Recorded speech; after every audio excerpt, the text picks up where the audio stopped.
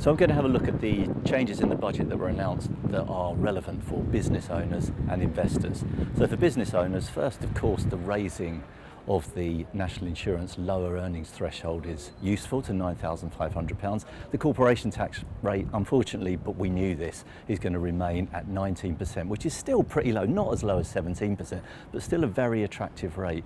Now the change that was getting most thought given to it, most predictions, was that on entrepreneurs relief.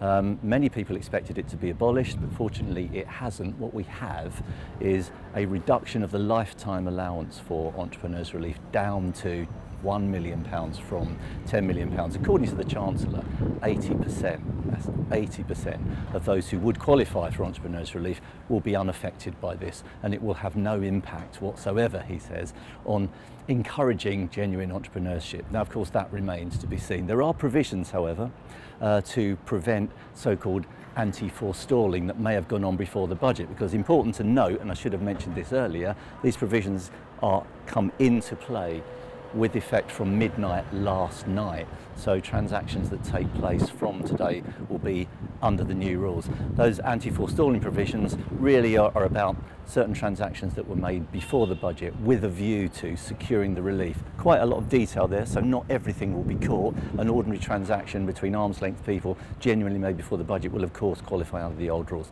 So we'll have a look at those rules within the TechLink bulletin in a little more detail. So how about investors? We've had very little change really of direct relevance.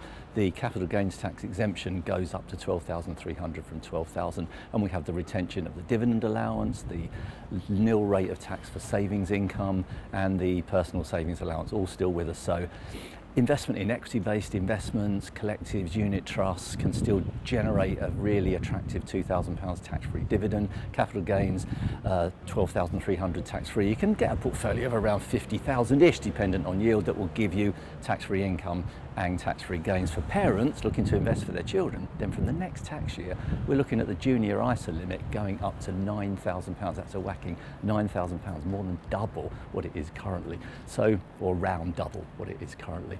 For those parents who don't like the fact that the ISA becomes the absolute property effectively of the child at age 18, when they attain age 18, then they could give some thought, continue to give some thought to other ways of holding investments, such as ordinary unit trusts or collectives held in a designated account or an appropriate trust.